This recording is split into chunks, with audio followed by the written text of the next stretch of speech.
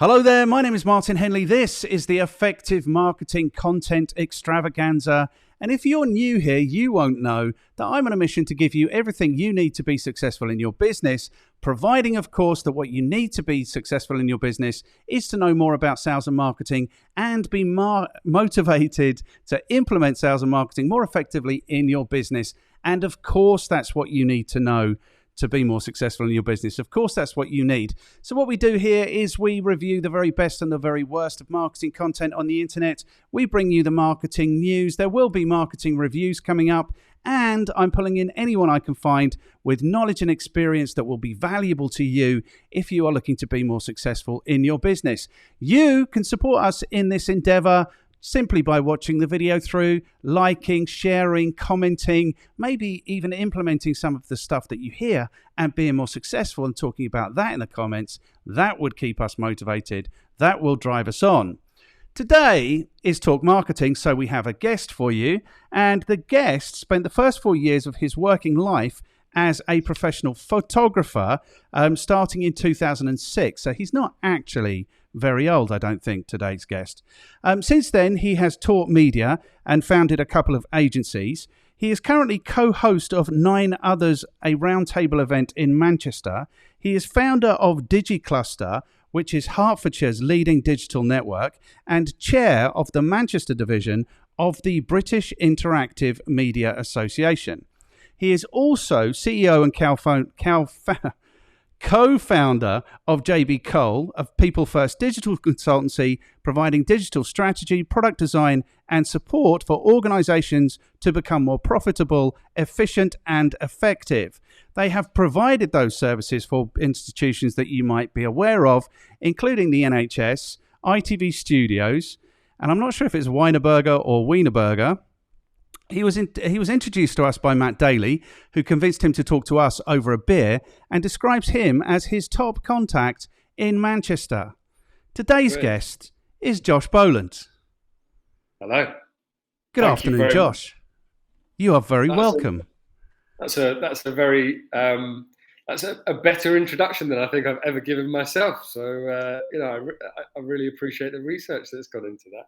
You are very welcome. I could photograph these 3 pages and send them to you if you'd like, if you need an introduction for yourself in the future. Good, yeah. You know what? I really dig doing this introduction thing. I really dig really setting people up for a cool chat. And then I really dig having the cool chat. I feel like you've set the bar now, and I can only go lower than that. You know, we can go higher, man. We can. It's we will. I'm only joking. We will. It is an interesting one, isn't it? To sort of recap your whole career in a very short, succinct introduction. But I like it a lot. That's really cool. But you know what? Thank you very much for having me. You are very welcome. But to quote my Auntie Teresa, it doesn't matter how old I've got, she will only ever tell me, but you're still just a baby. Do you know what I mean? Because, I don't know, she must be 20, 25 years older than me. So I'll always be a baby. So that's always been encouraging. It's like there's always a long way to go. But I get a sense that you probably are just a baby still. How old are you? I'm 32. You're just a baby, bro. I am, yeah. I am. I think in the grand scheme of life, I definitely am. And yeah, we started the business when I was 16, 17, really. So yeah, it's been I've only ever really done this. It's kind of all I ever know, really. So yes. Well, you've run this business since you were 20, so this really is all you've ever known. So, and I think that's really cool. I didn't start my business till I was 34. I had to work for, I'll be honest with you, arseholes for the first 10 years of my career. You've avoided that entirely. So I think that's cool. You, Josh, are a bit of a networker, aren't you? With this 9 Others thing sounds really cool. The best, what is it? The best or the leading digital network in where was it? Hertfordshire, and the Manchester division of the British Interactive Media Association. This is interesting because you're clearly a digital guy, but you're clearly a people person because you are out there having these conversations with people. Yeah, it's interesting actually that you mentioned that, because I think that's really something that I've noticed again a lot more recently, especially off the back of the dreaded sort of C word around COVID and all the rest of it, is we not being face to face with people impacted me more than I'd ever imagined. I actually am a very people orientated person and always have been, really. So while I'm in digital and we're always focused on tech and solutions around digital and digital products and the rest of it, being with people and kind of being a part of a community has always been a really key thing for us. So yeah, it's an interesting observation, actually. I've never really thought of it like that, but we do a huge amount and have always done a huge amount in real life. Yes, and maybe it's the way I see it, because it's the way I kind of see the world. I'm really quite worried about the digitalization that's going on, because I think very often and mistakenly it's happening at the expense of people. And I would be much happier if digital were happening for the benefit of people. I could give you my biggest bugbear if you like, but you tell me what you think about that. I think you're right. I mean, I think there's a demographic thing as well. I think especially going down into sort of younger tiers of Gen Z and however the labelling is now. But I do think there's a shift, and especially social media being a big driver of that. Not that we really work in that space, but seeing it just in the real world, being a driver of really kind of getting people into this virtual world that they can't operate as efficiently or as well outside of, is quite worrying, where people are almost living their entire lives through digital, which is cool, and it's great, and it's brilliant because it's pioneering and innovative and all the rest of it. But actually, I agree with you. I think it's quite a worry and it's quite a scary thought. And I always liken it to the film WALL-E, if you've ever seen that. I always kind of think that's quite a good sort of reflection of where we might be headed, which is people just glued to screens, no one doing anything for themselves anymore, and we've destroyed the planet and the rest of it. It's kind of all signs lead to WALL-E, right? What's the movie called? WALL-E. WALL-E. It's a kids' film. With the little robot. Exactly that. Yeah. I've seen about 45 seconds of that about 8 times and just thought this is going to be really boring. So maybe I should give it another go. Do you know what? It's good. It is a kids' film, and I probably only ever watched it because of my kids, but there is a moral to it where you kind of go, actually, yeah, that's probably quite an accurate reflection of life. I think this every time I use a tap. There's those taps where you don't have to turn the tap; you just put your hand underneath it.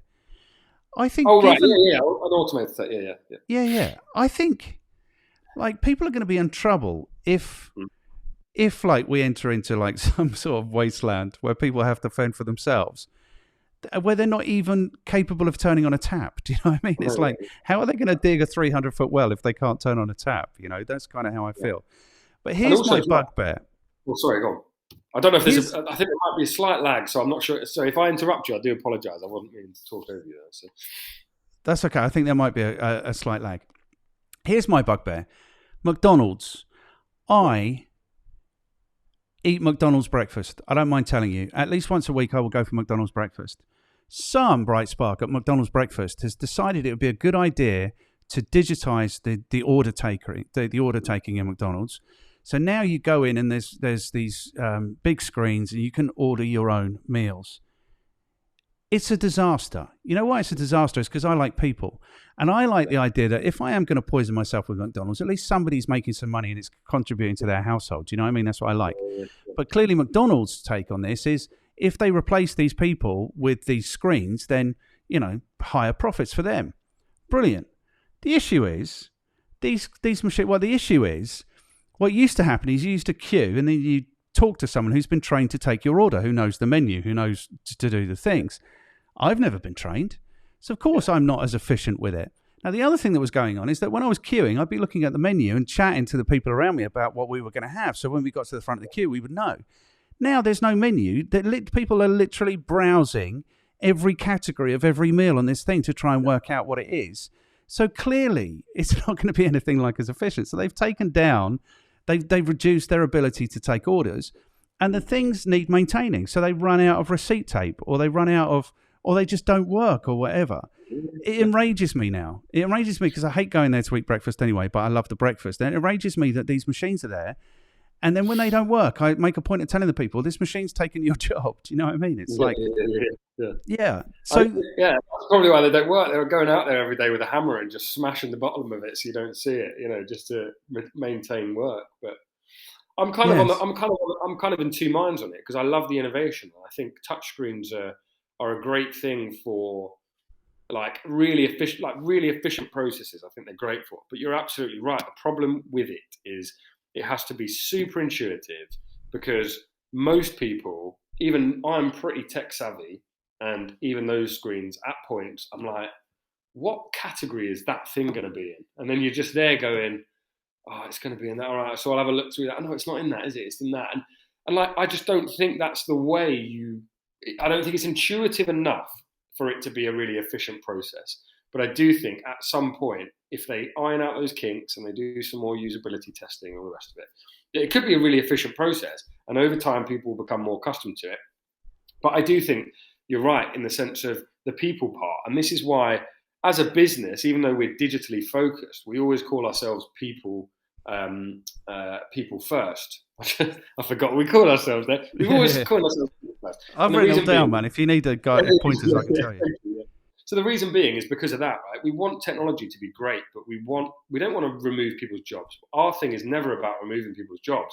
Our thing is about going, that person over there, or those 20 people over there are doing 100 tasks that they shouldn't be doing, and they're menial tasks, that they're repetitive.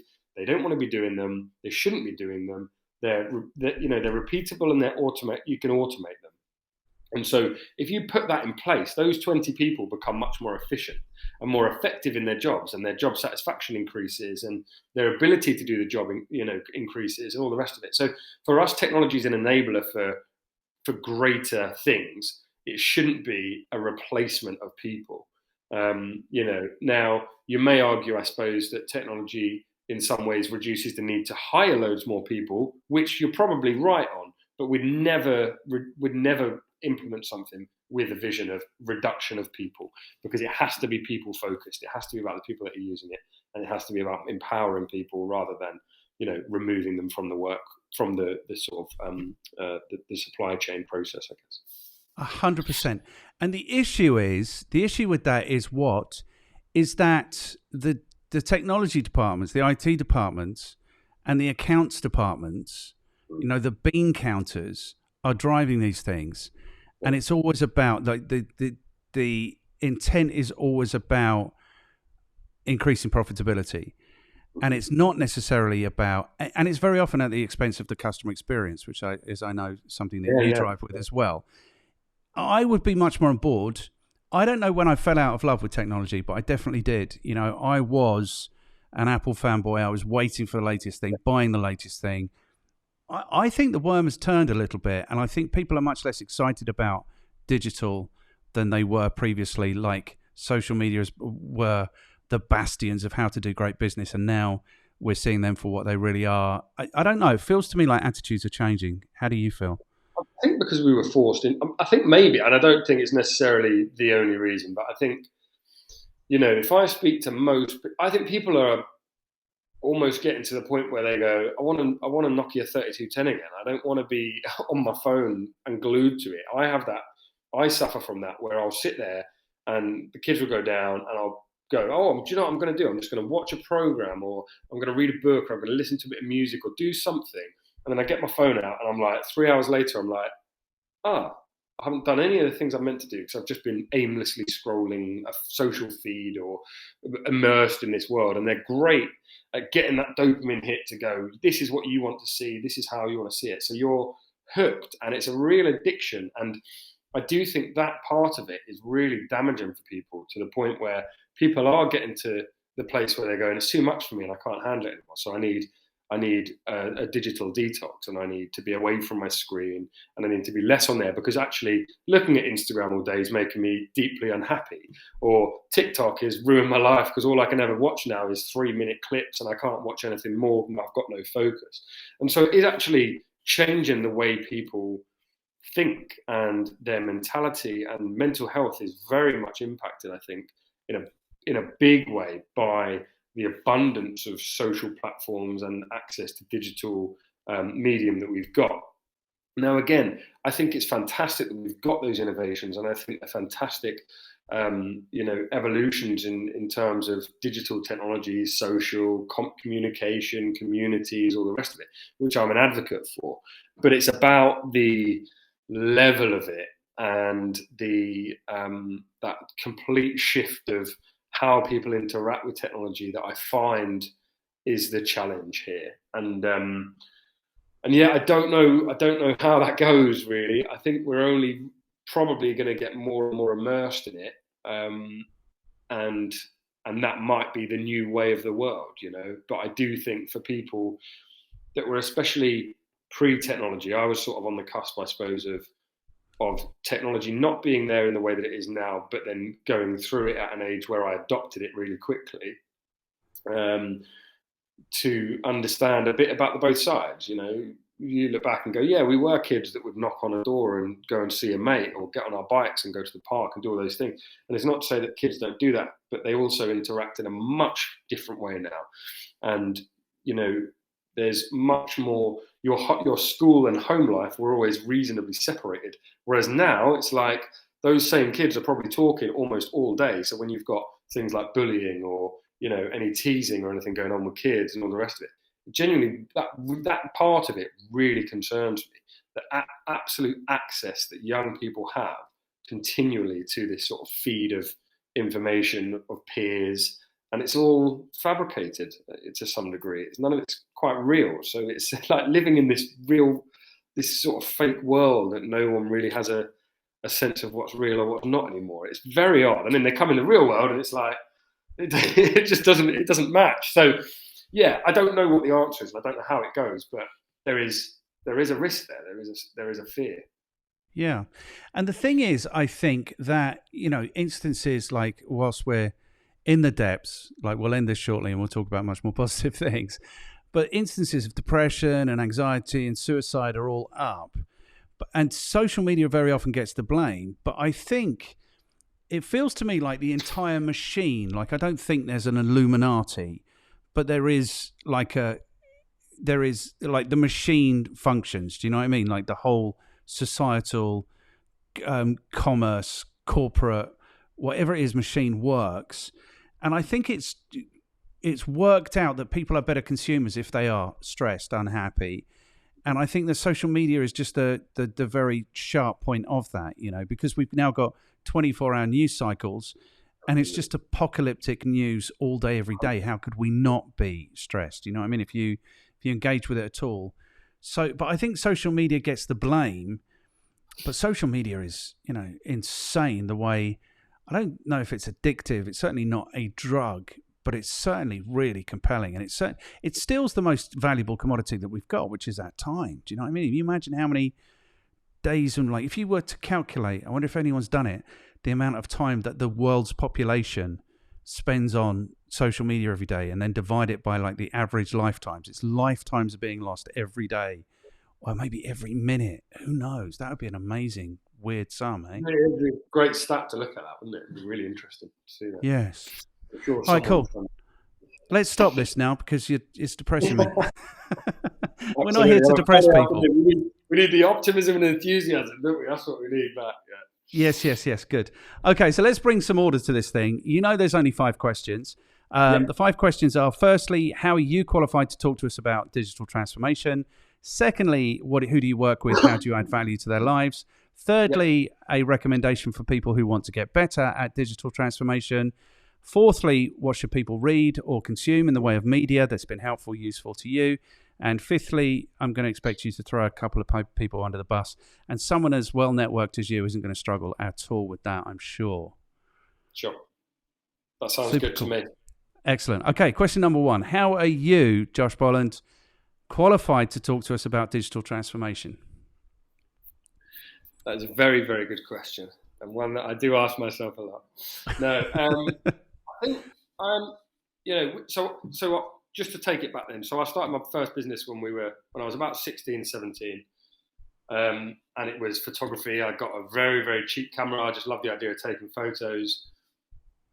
a group of friends used to be very heavily in music. Some of them have gone on to be super successful. And at the time, there were a lot of artists coming to the area that we lived in. We were on this sort of council estate in northwest London, and so I used the medium that I had at the time and created their artworks and their graphics and all the rest of it, and started to see that I got quite good at it. So I started to sell it to more people. They'd come and do the music with those guys at their studios in their mums' houses with, you know, microphones in a cupboard, literally, that type of thing. And then they'd come and get the artwork done with me, and it was this real like sort of like low grade like production all round, but it was getting better, you know, like the music quality was actually really good. As I say, some of them have gone on to do mega things. And the photography, I got better camera because I've started making a bit of money, so I bought more equipment, and then, you know, kind of moved on to that. So everything started getting better and better. And at that point, I sort of went, well, I can do this as a job. People are paying me for my time. People obviously like what I do. And so I moved into graphics and photography and videography very, very quickly early on. So at that point, I was probably between 16 and 18, really like honing my skills in it. And then by the time I got to 18, I went into, I was leaving sixth form. So I luckily got into sixth form. Don't know how, scraped by. I was nearly expelled from my school a couple of times. But anyway, I stayed on at sixth form. And it was the best thing I think that ever happened to me, really, because I had quite a pivotal turning point in life. And at that point in time, I just immersed myself in photography, and I loved it. I had a great time, you know, socially, and made a load of friends, and we went out partying all the time and things. It was great, but my passion really fell into photography, and so it kind of like took me away from, you know, being anything to do with what my previous self was, almost in a way, and moved completely into this new realm of digital and tech and photography and graphics and user experience and all this. I just found myself really immersed and loved that part of the journey and process.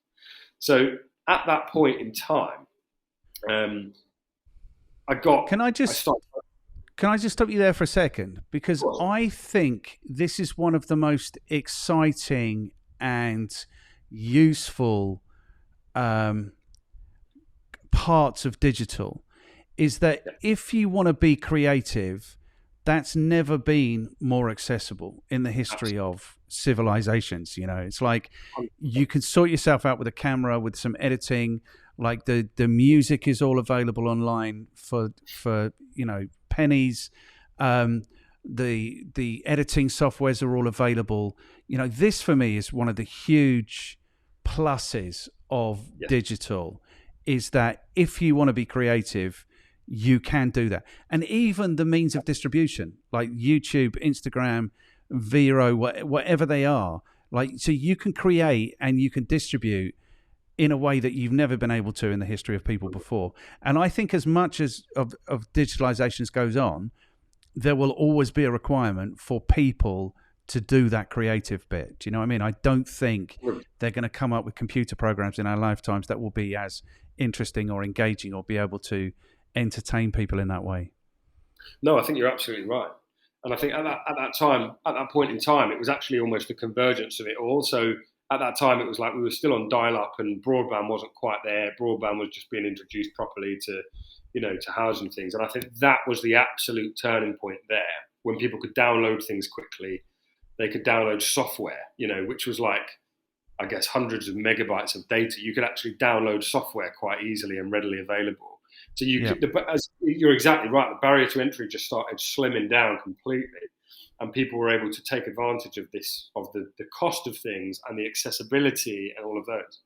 So you're absolutely right, and I find it fascinating now how far it's gone the other way, which is like you can now do anything you want basically because you've got abundance of information, which is also brilliant. And so I think to sort of circle up on that point then, so in terms of where I was in my career, it wasn't really a career at that point, but I was working for myself and had been a photographer for a while. I started doing events and weddings and corporate headshots and all that sort of stuff, and it was all very like, I'm going to make loads of money out of it.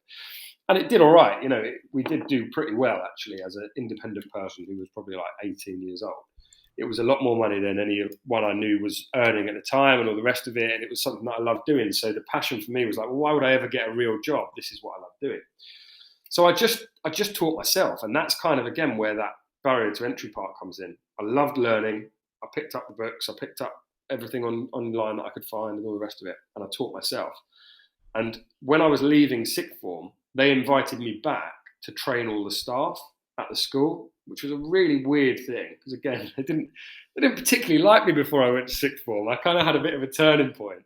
But I remember walking into the staff room on day one, and there were teachers in there that really had it in for me still 2 years on from leaving high school.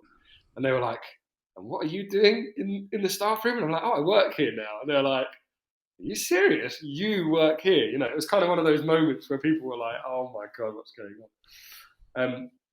And so from that point, I really sort of started doing a lot of teaching and tutoring. And so by being in it, I then started teaching it. And so then that becomes much more of a thing that you start understanding the kind of theory behind it and all the rest of it. It's not just a thing that you do now anymore because you love. You start actually learning about it and the depth and breadth of it and all the rest of it. And so at that point, that's probably where then it sprung me forward in the business and really pushed me to go, do you know what, I'm going to do this properly now. And I opened a photo studio at the time. And then, you know, everything I did from that point was creatively focused. Graphic design was a huge part of that process at the time. There was lots of things around MySpace at the time as well, which was an online sort of music platform. So huge amounts of like customizing of HTML and designing, using photography, then getting into video mediums. Then I went to do a feature film in Ireland for a couple of months. And you know, so all these things sort of started spurring on from there. So my whole like digital training, I guess, started at that point, probably like 18 onwards, properly. And then over the last sort of 12 years, from 2010, sorry, me and my brother Ollie joined forces, and he brought a real lot sort of technical, very deep technology understanding. He's super bright, super intelligent guy, and he brought this like depth of technology focus, and I brought this real strong understanding of visual, creative, how things should work and all the rest of it. And the convergence of the two was just a really well joined up coupling, I think. And so from that point, everything just went from there, really. So, you know, all the technology, I'd then come in and sell the vision and what things should do and how to solve the problem. And then Ollie would kind of figure out actually how it gets delivered. So we'd go in to consult in London with big organizations. Don't even know how we got the gigs, but we did. And we'd start consulting with pretty large organizations on how to reverse engineer technology or improve user experience and all the rest of it. So then we were just in it day in, day out. And that's kind of, I guess, why over the last 12 years I've become, someone who can talk probably quite confidently about digital transformation, because I've now been in it for the last 12 years and seen every different type of business, massive organizations down to small independents, huge logistics operations, warehousing, finance companies, startups, technology businesses, manufacturers, you know, supply chain, everything and in between. And so I've worked with them all, and I've seen all the complexities of their businesses, and I understand the challenges, and I understand the pain points, and how wide-reaching that is. So it's just been a real kind of in-depth learning and evolutionary process from that point when we started venturing into that world. So yeah, that's why we do what we do today, really. So sorry, a bit of a roundabout point on it, but it's quite important to understand, I think, why we got into what we did, I guess.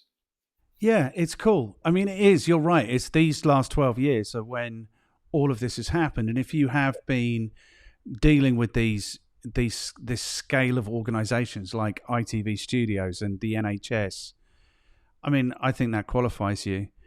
And is it something like 500 digital transformation projects you've been involved in? Did I read that? Yeah, absolutely. It's probably between 500 and 600 at least, I'd say. It's probably a bit of an average weighting over the last 12 years of things that we've worked on throughout the year. But Yeah, we've worked on, websites being a thing that we've done for probably from inception, but consultations, consultancy work and digital strategy work with very, very large organizations, billion-dollar organizations, and plus, and all the way down to sort of like startups, 10 million to 50 million type businesses, and just being in the depth and breadth of them all, and working through all their pain points and challenges with them. And what you see with that is that no matter the scale and size, everyone has similar problems and similar challenges, and you can solve them in similar ways with technology. They're just, the scale of them is just always a bit different, but actually the problems are all quite similar. Cool. What am I thinking now? I was thinking there's definitely something I was thinking before we moved on. I know what it was. Do you want the good news? Yes. I think you're qualified to talk to us about digital transformation. Awesome. It's always good when we get here. So one day I'm going to get to this point and I'm going to have to tell somebody, like, you're not qualified. I'm sorry, this is the end of the chat. It's not happened yet. Okay, cool. And that's cool, because that takes us then to question number 2, which is kind of who do you work with? We've got a sense of who you work with and how you add value to their lives. How does that work? Maybe you can give us a couple of, for instances, about the way things work. Sure. So it really depends on where we start in the process. But what we like to try and do is sit with sort of stakeholders of organizations. So if that's a big organization, you tend to be maybe a product owner or an operations director or an IT type person who has a challenge operationally or from a consumer perspective that needs to be solved. They might not really understand how to unpick that. We'd go in and sit with them to unearth all the challenges and pain points they've got, and then we'd present a solution back to them to indicate this is how we'd solve that problem. So the types of people are usually quite similar. The types of businesses that we do that for, as I say, I've probably mentioned a couple of the sort of types of businesses, but we have worked with the likes of the NHS, where we go in and kind of solve some, we've built applications that solve very, very specific challenges within their organizations, and you create these applications to solve them. So we did one in St George's Trust in London that was for hand surgeons, really specific, but it was an application that served a very, very specific purpose for hand surgeons. So you learn a lot about hand surgery and the process and how things need to be handled securely and confidentially and all the rest of it, right? So you really build a picture around the business every time you go into one of these places. Or we've gone into a pretty large manufacturer. Was that pun intentional? What's that, sorry? You're talking about hand surgery and then you're talking about how things have to be handled very sensitively. I missed that one, but I'm always up for a pun or two, so I'll see if I can slide a couple more in there as we go. So we've then worked with large manufacturers. Well, we've got one logistics. They're kind of a goods in and out type business, but they run big projects and things in the luxury market. And we've built sort of end-to-end business management solutions that literally manage from the start of the sales process with a customer, and these are pretty substantial customers, all the way through to the delivery of the goods out of the door of the warehouse. We've created the entire sort of digital infrastructure for that and all of the technology that sits in that. That's years of like sitting with their team and understanding their challenges and how they need to improve that workflow or all of those things. So there's a huge amount of collaboration that needs to go into these things. And then, we've worked with manufacturers where we've not done any of the implementation of the technology. We've just been in there as consultants and strategists, where they've got a growth ambition. They're going from X million to Y million over the next 5 years, and they've got this journey they need to go on, and they're going, everything's paper-based, nothing's digitalized. It's like the most inefficient process, or everything's in an Excel document and it's just not very well managed. So we'd go in and unpick all of that with all the different departments and all the different team heads and directors and senior stakeholders and all the rest of it. And we'd unpick all that and then create a findings document, very detailed findings document, usually 100 pages plus long. And then we'd outline a full roadmap of change and all the rest of it. So then we'd implement that. And in one of those scenarios, for example, we might not touch any of the technology. We'd just be there to support and guide them through it because they don't have a CTO in-house or they don't have a IT director, for example. So we'd work with them to introduce that. And in other tokens, we'd do all of that, and then we'd implement the technology as well. So that's what our team now delivers. We've got a team of 20 plus people in Manchester who are just specialist sort of design developers of complex builds and websites and things. So so it's a real mix, but honestly fascinating stuff, like genuinely fascinating. And at the moment we're trying to move more into now we're trying to move way more into sort of connected, not even necessarily just connected homes, but more immersive technologies that actually reach into the real world. So using sensors and tracking and all the like real world tracking and all the rest of it, that we can then create digital environments that allow people to interact with the environment more around them. So whether it be in wayfinding solutions or things around the home, automating things in the home, but those type of things. That's the type of innovative tech that we're trying to move more into because it's so interesting and there's so much scope for it now. Yeah. Okay, so a couple of things. I think the first thing is I'm interested to know, I think you've given us the answer already, but I'm interested for you to elaborate on the difference between digital transformation and digital marketing. Mm-hmm. So people might think a website is a feature of digital marketing. A lot of what you're talking about is around websites. You started building websites. What's that distinction? How do you distinguish those two things? It's a very good question, and one that we get asked quite a lot because people don't really understand the difference, right? And so we kind of always have coined ourselves as not a marketing agency. We're not a marketing agency, but we work with a lot of marketing agencies, if that makes sense. So a website is obviously a marketing tool that will enable marketers to send traffic, convert visitors, and then put them into their lead funnels and do everything else in between. So, which we do. We build those websites, but because we can do the design and build of the technical part of the website, great user experience, beautifully designed. We've got fantastic designers in-house. So we can work with those marketing teams to build them, because actually websites are quite complex. In today's world, people might not believe that websites are really complex things because there's so many ways of building them really quickly and using template builders and all the rest of it. But to build properly scalable, enterprise grade websites, like they are really complicated. They take a lot of man hours and time and things, right? So we get involved in them because we know how to deliver them really, really well. So we look at things like performance, security, and all the rest, and user experience, usability. So we touch on things that maybe marketeers don't really look at because it's not the most exciting part of the process or the most relevant to the marketing sort of funnel. But we'll focus on all of those in-depth, nitty-gritty, sort of technically focused parts as well. So that's why we've always got good relationships with marketeers, because we'll blend in really well into that process.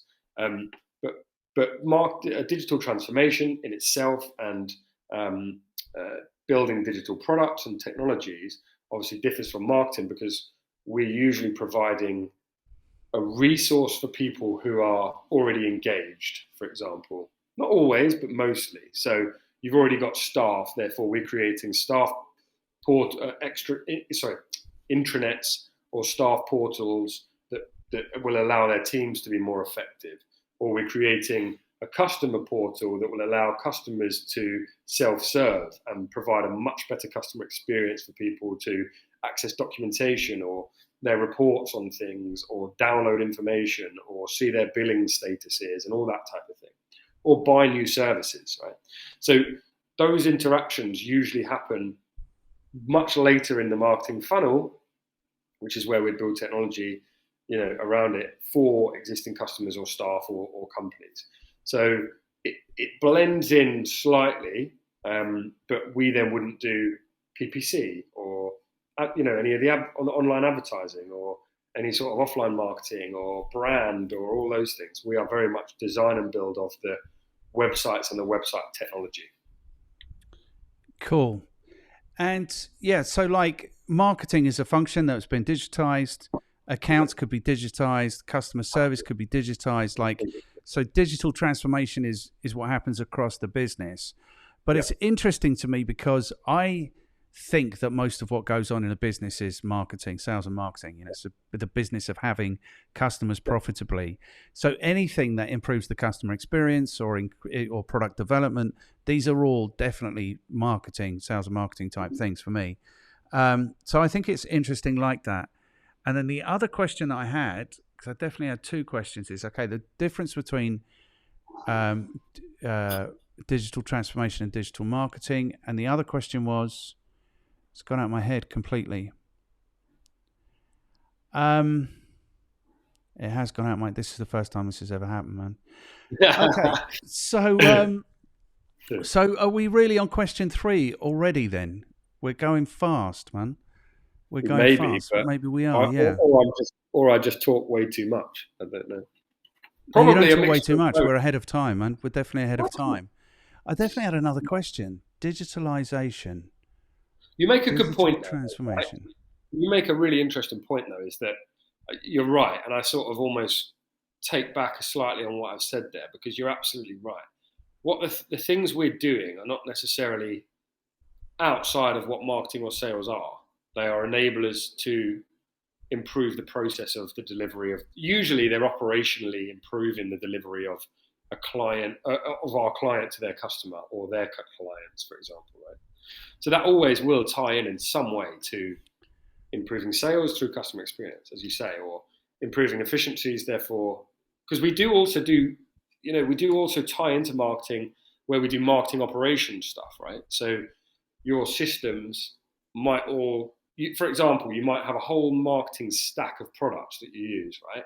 So you've got your CRM, you've got your email client that's doing your newsletters, you've got your sort of lead forms, you've got you've got all of those components within the marketing stack, but then you go in, I can't report on them very clearly, or none of them really connect in the right way that I want them to because I'm using 15 different products and blah, blah, blah. And that's a thing that we see time and time again. And so what tends to happen is people then use things like Zapier, right? And then they do like these automated connections between different systems, but they're pretty crap normally. Like Zapier doesn't really work very well for most things apart from the direct things out the box, yeah?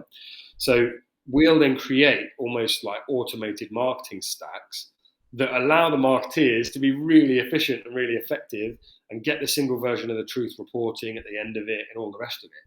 And we've done that for massive, $3-4 billion clients where we've worked with core marketing teams who they've got 15 different people working within an organization, working within the marketing team who are delivering great results, but they've got no way of seeing that whole customer life cycle properly.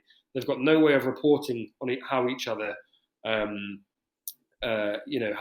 performing. They've got no real understanding of the workflow from that, from when a person comes in to when a person converts properly or their full life cycle. So implementing technology like that enables marketing to be really effective.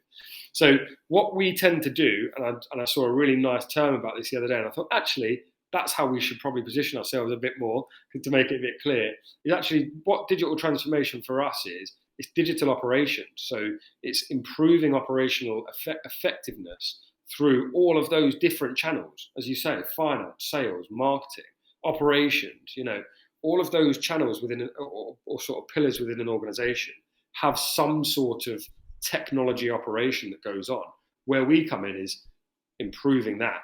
Doesn't matter which part of it is, we can improve it probably. Yeah. I'd probably put my hat down that we could improve it. So, that's kind of where we then come into the mix on it. So you're absolutely right, and I sort of positioned it slightly incorrectly, I think. So yeah, I think you're spot on there. Okay, cool. So the other thing is this thing about websites, and the thing is, websites were initially marketing tools, but websites have become hugely functional, process drivers. Do you know what I mean? That's websites now are very often the core of people's businesses. Yeah. That's about streamlining. That's about streamlining the process of onboarding customers we talk about now. Do you know what I mean? But actually accepting customers and delivering and making sure they get their invoices or their whatevers. That's what's that about. I'm interested in this idea of digital productization. Like, what does a digital product look like? And the second thing about that, I could ask you afterwards, or if you want to answer that, or I can ask you now. I'll ask you afterwards. What do the digital products look like that you are working with customers to create?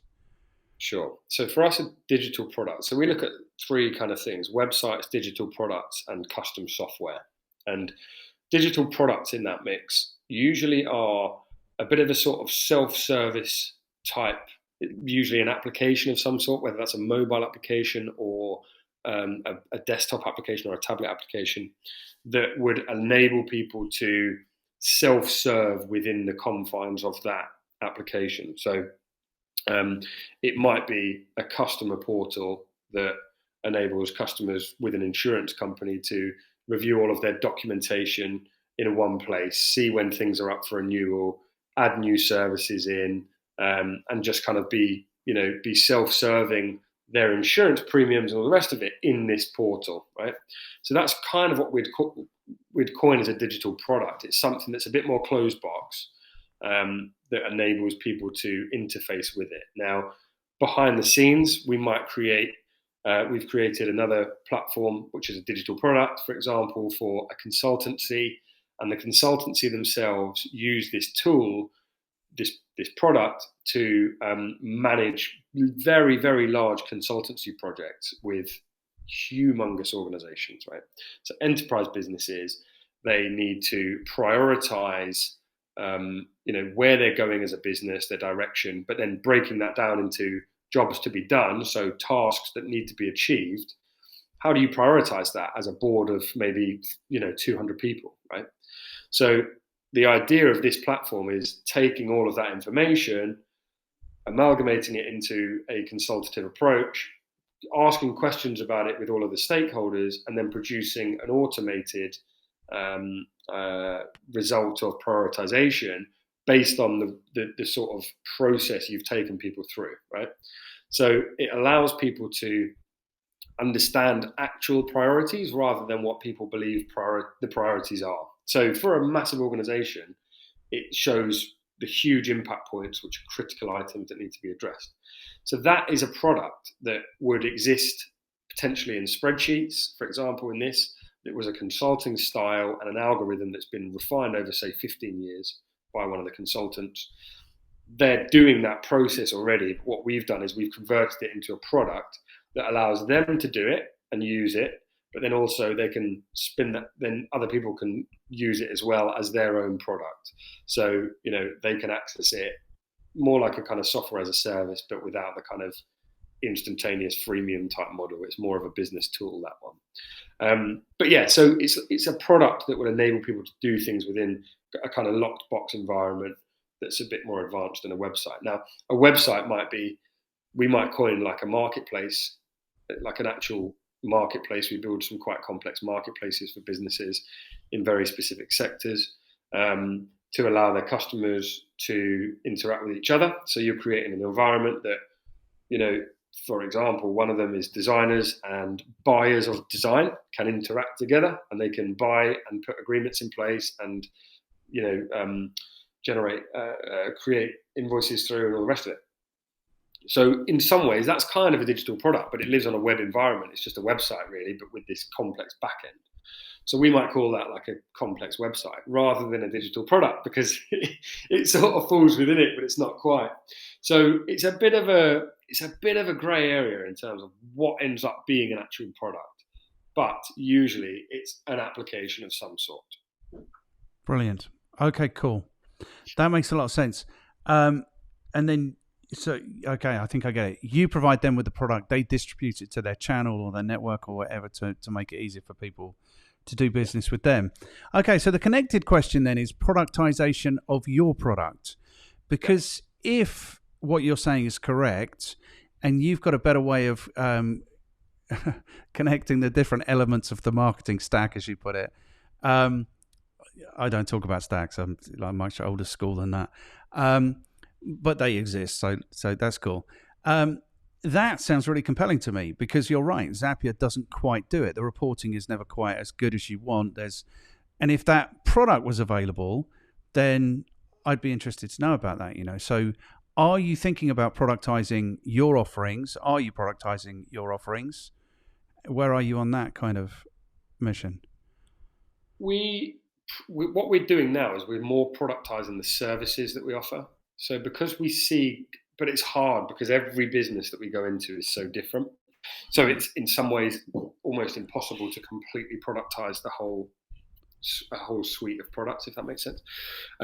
But we are productizing part of our services. So, for example, going forward, we can create products faster that get to market quicker, that use components that we've already pre-built previously. So the idea is that you create a custom product, but you create it, or a custom piece of software or a custom product, digital product. But we're using the products that we've already created to then enhance those products and get them to market faster. So we have toyed with the idea of, and we are still in the process of reviewing, which products that we have created in general would be relevant to a wider market and would be something that you could take to market. For example, marketplaces we see as being something that is quite sector agnostic. What you're doing is you're creating communities, and we've already done one ourselves, but you're creating communities effectively. Again, there you go, community, really important to us. But by creating community marketplaces, and that is a product that we have created, and we are creating very bespoke versions of for independent sectors. But in theory, that's the type of thing that we could productize and take to almost any sector that needs to create their own community of people who self-serve and transact between each other, right? So we created a spin-off version of it once called Mentrify, which was our own platform. And it enabled mentors to connect with mentees online and then book in times to speak to each other, have video calls through platform, much like we're doing now, and then you can record and all the rest of it, but it all happened in this platform. And then it's saved into a library. And so over time, you'd build up this sort of mentoring library of information from very, very experienced mentors over time. And you'd pay for their time, more like coaches, but you'd pay for their time on like a minute by minute basis. So you'd buy it in like blocks of 15 minutes, for example. So if I wanted to speak to the CEO of this big company over here about how to grow a business, because he's grown a business from 0 to 100 million, I could buy half an hour of his time or her time and speak to them about the challenges that I've got within half an hour and see if I could problem solve some of those things. Now, we built the whole marketplace, and that was effectively our own platform, our own product, which I think in some ways now is still very relevant. But the problem is to be a bespoke service provider like we are and produce a product at the same time, it's really difficult to split the unless you've got investment to grow that product. But otherwise, you're basically using the resource that we get paid to create stuff at cost to build our own internal product. It's hard to then prioritize that over paying work, if that makes sense, because we're a service provider at the end of the day, more so than just a product provider. We do a service to get them to the end product. Yes. But the thing is, it sounds to me like you're building up a library of components. Yes. And then you can reuse them on the different products, the different projects, so it comes together quickly. I'm just wondering if I'm ever going to get an email that says JB Cole now produce this marketing management system, and you can buy it for $15.99 a month. Do you know what I mean? It's like probably that. Will, yeah. It's on our roadmap, definitely. It's just specifically what that is kind of not identified yet. Okay, are you ready for more good news? Yes. You're just babies, man. There's plenty of time for you to do this. Plenty of time. Very true. Very true. No, how old's Ollie now? That's a good question. Ollie's 36? Is he 30? No. Hang on. 37, 38 maybe? Oh, he's 6 years older than me, so I'm sure he's 38. Oh, no, he's past it, man. You need to think about replacing him. He's 38 in just over 3 weeks. So There you go. So he's 38 soon, yeah.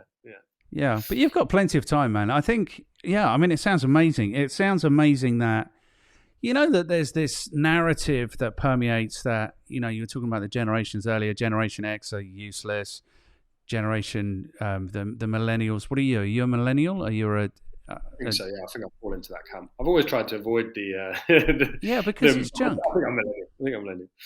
Yeah, because it's absolute junk. I think it's always gone on, but I see some really impressive young people, yourselves included, Matt and his brother. They're doing amazing work.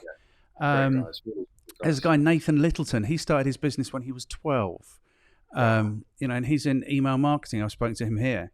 So the thing is, there are like Mr. Beast. Do you know about Mr. Beast? He's an amazing human being, and he's in his early mid-20s. So speaking to you people gives me hope for the future. It really does, man. Thank you for that. Yeah. No, I'm glad. I'm really glad to hear it, and I'm glad that I've got good news. This afternoon as well, because you don't always have good news in the weeks, and it's nice to end on a high. At least that's a really positive. It really is. Well, I've given you two lots of good news, so great. I need to give you some back soon, don't I? Yeah, you owe me two. That's the way it works. Yeah. Okay, cool. So, question number 3, and this needs to be short. This needs to be like a minute or 2 minutes, so we can put it on TikTok. What's your recommendation for people who want to do digital transformation or want to get better at digital transformation? Great question. So, I think for me, there's lots of courses now that are available online. So things like Udemy are a fantastic resource to get access to really strong quality training classes and things like that. I think wherever you can, getting internships, apprenticeships, anything with technology businesses, digital companies, etc., getting a foot in the door to at least be in the mix with them, I think is a really important part of the process now. And really just kind of honing your skills. There's so many resources online, YouTube being a great one. Obviously, TikTok's actually great for creators as well of really interesting things. Instagram's a brilliant source of, if you wade through the misinformation, it's a brilliant source of places to get resources from. So I think just continually sort of learning and looking at things online and just honing your passions and your skills, getting any experience you can with a foot in the door with any types of organizations, and continually doing these sort of courses and things online. So you've got certifications. It just shows to employers and businesses going forward how interested and committed you genuinely are to sort of getting into that space. Super cool. And what about businesses who are looking at digital transformation or wanting to do digital transformation? Yeah, I think I guess that's a challenging one in terms of where they start from, what their starting position is. I think digital transformation potentially is an area that, it already exists and people are probably doing it in some way. Digital transformation crosses into quite a few strands. I know a lot of marketing agencies that might call themselves digital transformation agencies because they focus on the technology and things like that. But I think anywhere that you can be involved in the technical process, it's, I think there's things like Lean Six Sigma is a really interesting methodology to look at. It sort of breaks down the process of how to identify, solve, report on the challenges that businesses face. So I think any way that senior team or owners of businesses can access consultancy style courses or training or certifications is a really valuable foot in the door for digital transformation, because it's not always about the implementation. It's actually about the unpicking and unpacking the problems to be able to identify a potential solution to it. So there's quite a process you have to go through to almost be able to understand that. Most people can if they're pretty senior in these types of businesses, but getting team to go through those things is really valuable, because problem solving isn't always in everyone's nature. And to be able to teach people how to problem solve better is always going to put you in good stead for digital transformation projects. Excellent. Okay, then I've been looking at digital transformation for the last couple of weeks, and I've read, a dozen articles stating that somewhere between 80% and 97% of digital transformation projects fail. Yeah. Why do you imagine that is? Do 97% of your projects fail? There's a right and a wrong answer. No, they don't. Which is, I guess, why we're still in business. Yes. But things do fail. Absolutely, they definitely do. And I think there's a number of reasons why. One being, lack of understanding of process. So to embark on a digital transformation project anyway is a massive thing. It's where you peel it back, and actually digital transformation starts from like the ground up. It's significant, really. So you have to peel it really far back, and then you have to be able to solve problems cross-departmentally. So you have to be able to identify things across a number of different departments that all impact, on the business and their transformation process. So you are touching into finance, ops, sales, marketing, and everything else in between, right? So you're looking at all the core pillars. You're identifying pain points. You're doing all those things. You need somebody internally as well to really champion it, because if you don't have people that are on board internally, you're just met with resistance, and no one ever really wants to make change over time. So because people will, that's not true. Sorry, I'll take that back. People are resistant to change if they feel that the path of least resistance is doing the same thing they've always done. So unless you've got someone internally within an organization championing the transformation process, or the change process that you go through as a business, it's really difficult to get everyone bought into it. So therefore, people will slip back into old habits. People will slip back into ways of doing things that they shouldn't.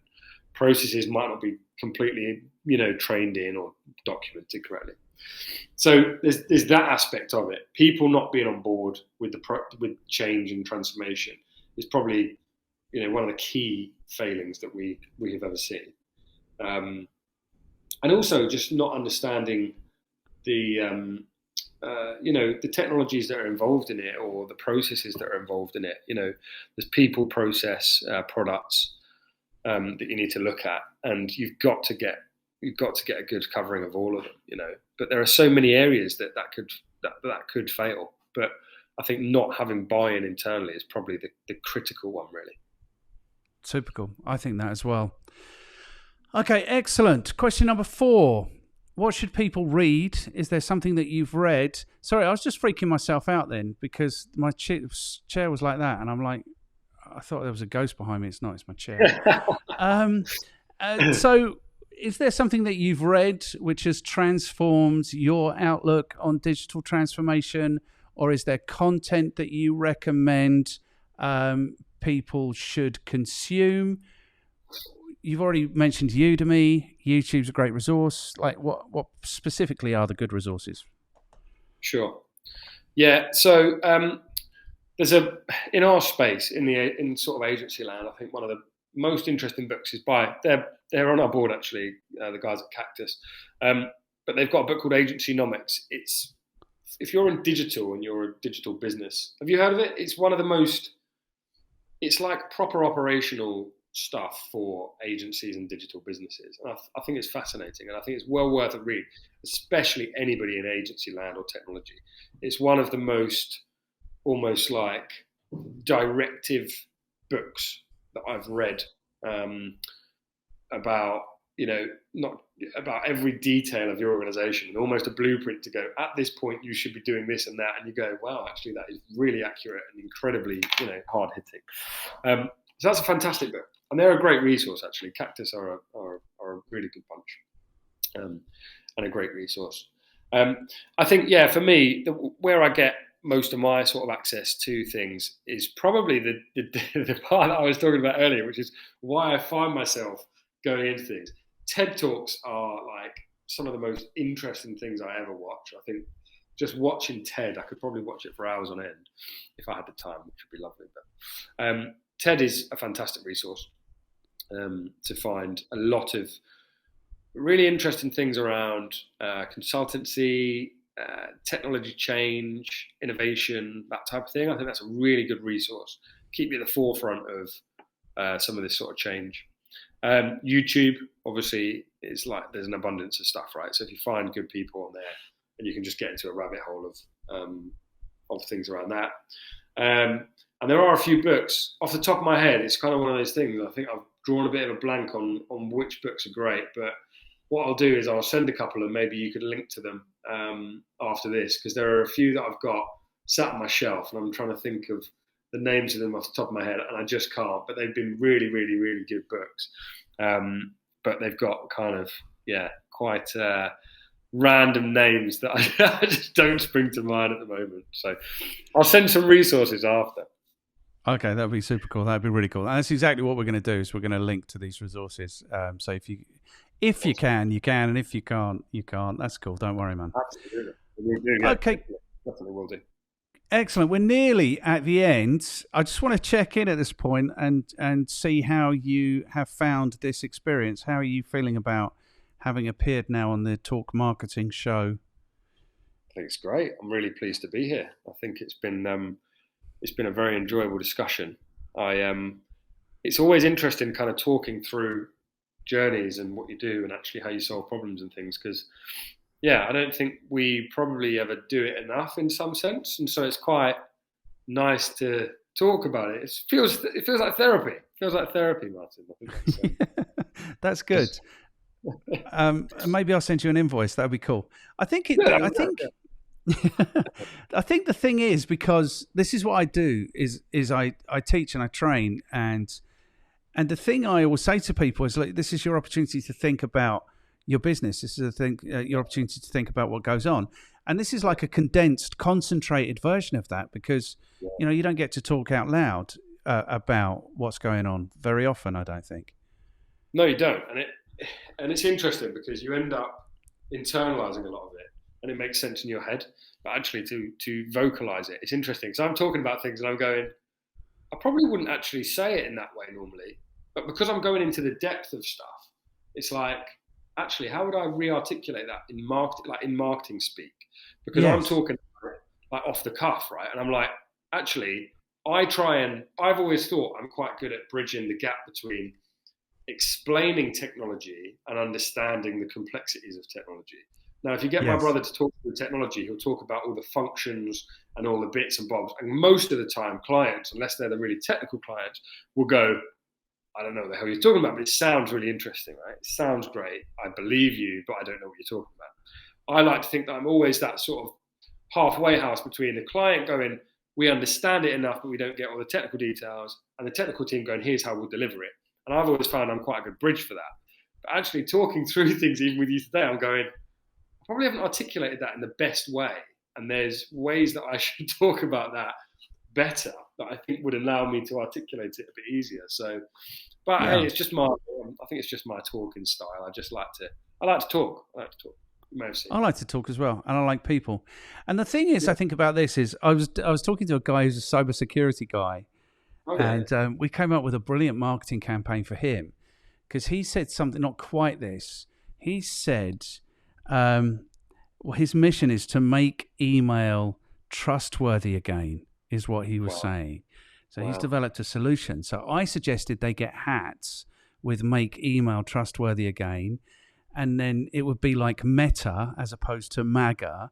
And I thought that would be brilliant marketing. He didn't think it was that great, to be honest with you. But it's interesting. It's cool to talk about things, I think. Yeah, it is. It's great, isn't it? I do. I think it's quite therapeutic to actually talk out loud about things.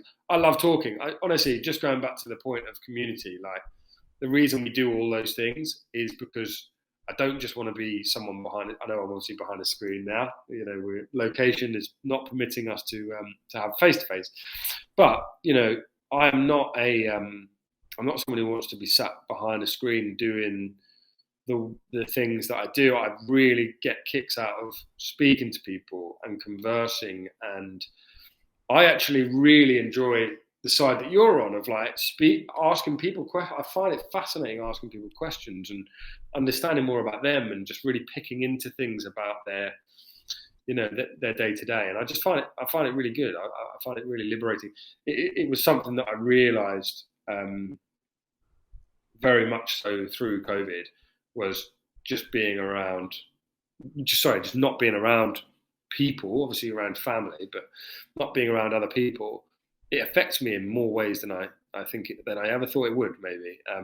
And now I'm in the real world again and meeting up with people, and for the last year or so, and well, I guess a couple of years now, but like it's properly coming back now. I can feel it now. People are coming to dinners again and lunches and events, and all of that. You just get so much from it. There's such a strong kind of connection when you meet people face to face. It's great. So I'm a real advocate for breaking down from off screen and really going to meet people in the real world. I think it's great to build connections like that. Excellent. Okay, then. So you're ready for the third piece of good news today?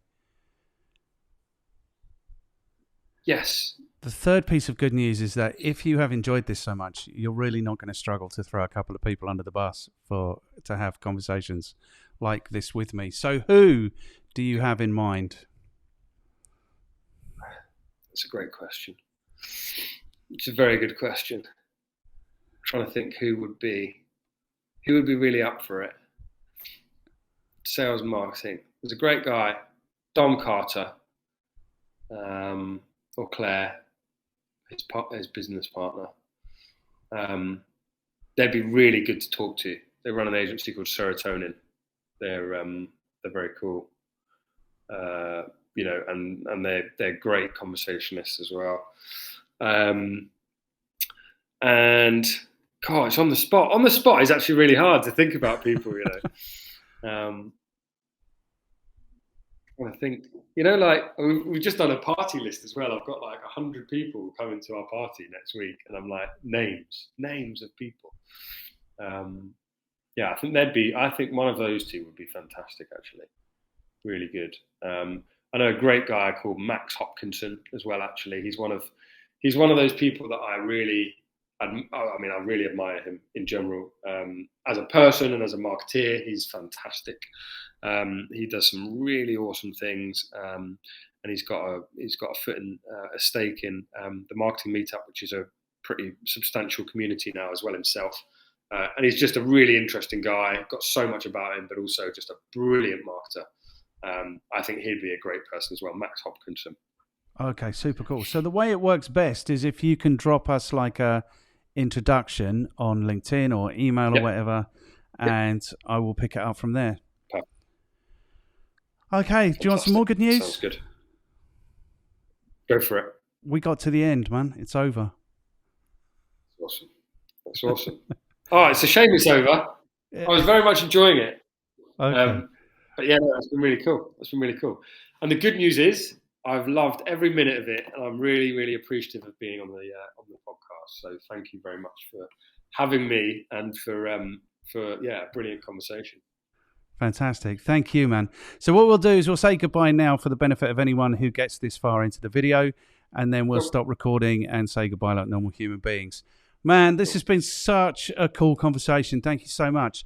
I think what you've managed to do, which is what I was hoping you'd do, was kind of make that distinction really clearly between digital marketing, what we're doing, and digital transformation, but at the same time convey how they're connected. Do you know what I mean? Like, I think digital marketers don't need to pretend that they're digital transformation companies, but they need to understand that it's available and what it is. So I'm hoping this will be really interesting and useful for people. Man, thank you so much for your generosity and for your time.